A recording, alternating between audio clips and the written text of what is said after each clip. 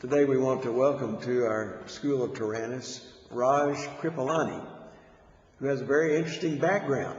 He's been a speaker here at the Conservative Theological Society Conference in Dallas, and he's been speaking on the subject of Islam. But we want to first find out a little bit about him and his background. Raj, welcome to the School of Tyrannus and our viewers. Where are you from? It's a pleasure, Dr. McCann. Thank you for having me. I was born in India, but I grew up in the country of Belize. I left when I was 5 years old. And that's quite a jump there from India to Belize in Central America. Central America. Yes. Typical Indian parents, they travel out and they go seek their fortunes elsewhere. So when I was 5 years old, I was here and grew up in Belize, high school level up to there. And your religious background in India was Hindu, and even in Belize, a traditional Hindu, just following what my parents said or going to the temple when my parents went. Is there a Hindu temple in Yes. Belize? Yes. So are there people from India there? Yes, sir. All right. That's very interesting. And then what happened? Well, a post-high school depression led me to seek the meaning of life. What was the purpose of all of this? And I thought that's what people went to India and Tibet for, is to find the meaning of life. And I had to go to Belize to find out. But that led me, and the Lord definitely did call me, because I was contemplating suicide and depression and in a very, very rough environment and just with no hope. And finally the Lord called me and shook me up one day, and it led me straight to open the Bible. Of all other books, led me straight to open the Bible. And I had a Bible in my home by sheer accident. It was a high school textbook required for my religion class in high school. And what was that?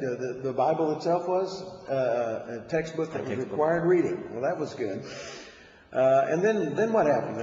Did you become a believer in Christ at that time? Yes, but I had studied some, looked into other religions before that, looking for meaning and purpose, and none of them really satisfied or filled the void. And by the time I finished reading the Old Testament, I knew that there was a God, and He was personal, and He cared for me, and He has directives and commands and everything for us.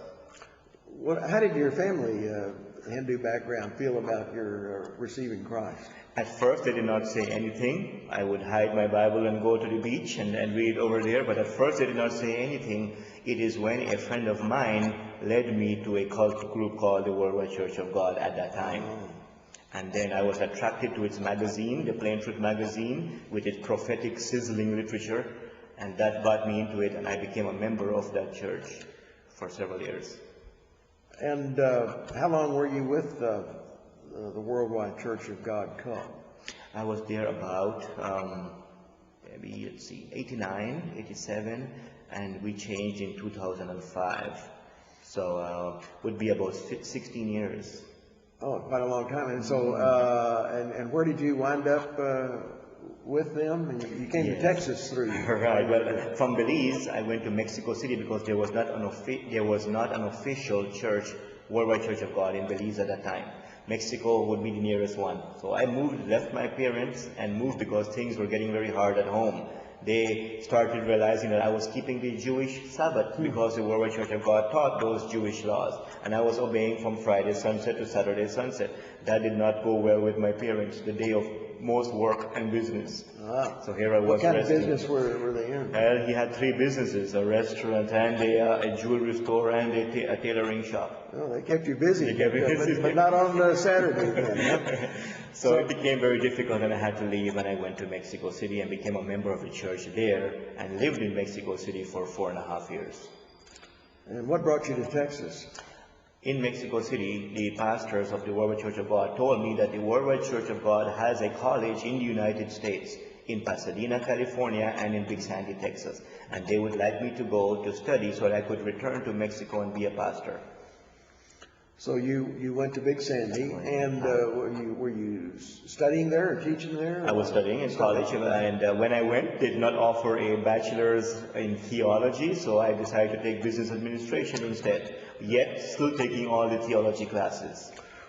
Well, something dramatic happened there at Big Sandy, didn't Yes, it? it sure did. Back in, was it 95? In 1995, yes. I was a senior then, and Herbert Armstrong had died that year or the year before. New leadership came. Mr. Joseph Tkach, a man I highly respect, and he was open to the challenges of counter-cult ministries that were challenging the Worldwide Church of God with issues like the Trinity. There was, in fact, one of them who said, Mr. Armstrong, we like your literature, but we realize that you do not know anything about God, because we deny the Trinity. Mr. Tkach looked at all of that and gave it to the elders and told them, let us study these and find out if we're right or wrong. One thing I must say for the Worldwide Church of God, they were trying to be as faithful as they can to the Scriptures. They were searching the Scriptures daily to see whether these things were so. That's right. And they found out that a lot of things were not so, that they were teaching. So there was a real transformation of the organization and a split, I guess. One day, Mr. Tkach, on a Sabbath, because we would meet on the Sabbath, Saturday, sent out a video to all churches saying, it is okay to play golf on the Sabbath. This is how it started. That caused a rupture, it caused a big thing, and many accused him of not following the teachings of Herbert Armstrong. So many left, Many and then left. some, you and some of the others remained and to the new teaching, which was, of course, evangelical, biblical, conservative, theological, orthodox teaching. Correct. He said that, look, he said there is no command in the New Testament to obey the Sabbath. We searched the Scriptures and we realized he was right.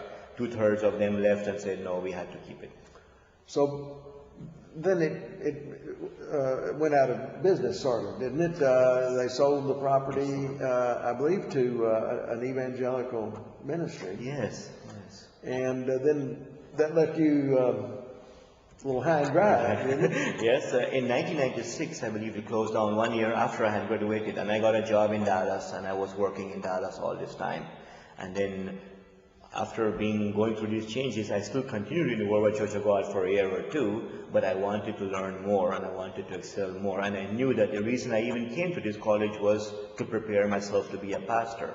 But then I realized I have a lot of information that I need to unlearn to be able to properly teach the Word of God, and that led me to go to seminary. What seminary did you go to? I went to Tyndale Seminary in Fort Worth, Texas. Very good. We're associated with Tyndale Seminary, and students of the School of Tyrannus can earn credit with Tyndale Seminary. That's excellent. By cooperation. And so you went to school at Tyndale Seminary and completed... I completed my master's in Christian apologetics, since I came out from a cult and a foreign religion. That was interesting to me. And then after I finished my master's in apologetics, I realized I was just touching the tip of the surface. Then I went and I got my doctorate and Doctor of Ministries, a DMin. Very good. And now you are serving what capacity? Yes, now because I know Spanish, after graduation I got a chance to teach in a Christian school for a year, and after that I got an opportunity to pastor a Hispanic church. Where did you learn Spanish? Yes, in Belize, exactly. And Belize speak English. Belize does speak English, but also they do speak Spanish. Not a very good Spanish, but it was enough for me to start learning. But living in Mexico City for 4 years really made a difference. Yes, I can understand that. Well, now, because of all your background as a Hindu and in a cult, and being brought out of that and studying the Scriptures in a seminary, you were chosen, given an assignment for this conference to speak on what subject? Yes, on Islam. A very controversial topic as today, always in the news, isn't it? But now you've made a study of Islam, and you've delivered several important lectures during this conference. Tell us a little bit about Islam. What does the name Islam mean? Some people say it comes from the same root as shalom or salam, a Semitic word meaning peace. But your study has led you to see that it's something else. It sure is, and with all due respect, a better translation of Islam is submission. Even scholars of Islam studying the root word find that out. And a Muslim is one who submits. Therefore, and a Muslim is simply a follower of Islam. Does one, do they see themselves as submitting to Allah or to the religion or to other Muslims? How do they see them submitting? Yes, they definitely see themselves submitting to Allah's will. Allah's will is absolute, and it is written in the Quran and explained in the Hadiths. And so Muslims need to follow those two sources as their primary sources of authority. Yeah, one question that has occurred to us, is Islam began in the 600s, and now it's some 1,300 years old. Has the religion itself changed very much since its origins?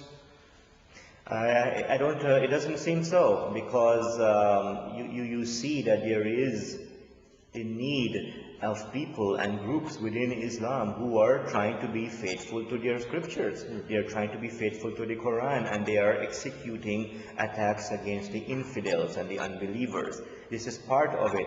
Now, we have heard of the term jihad. Let me just say that there is a greater jihad and there is a lesser jihad. The greater jihad means the internal struggle against sin and controlling yourself. But let us also not deny the lesser jihad, which is if the means and the necessity to put the whole world under the banner of Islam.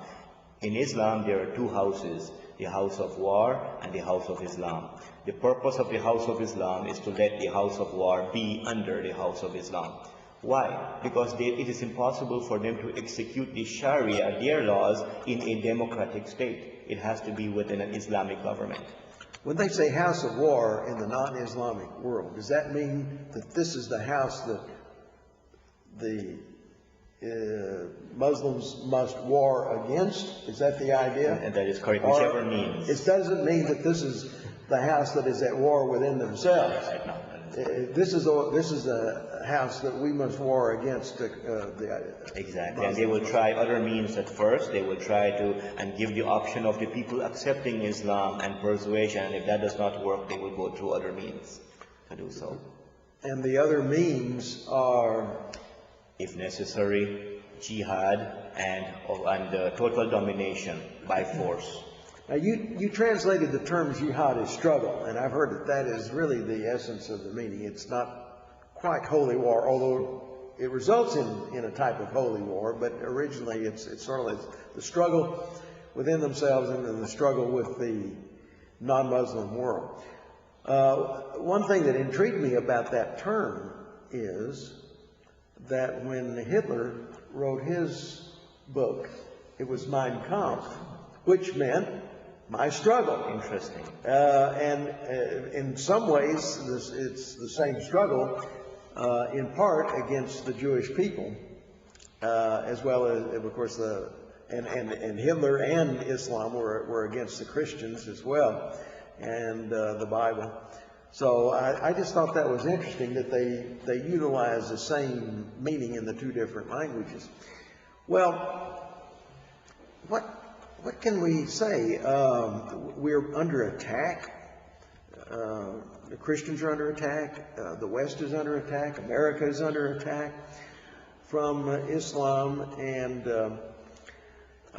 we're trying to reorganize our theology and our politics and everything to confront this challenge.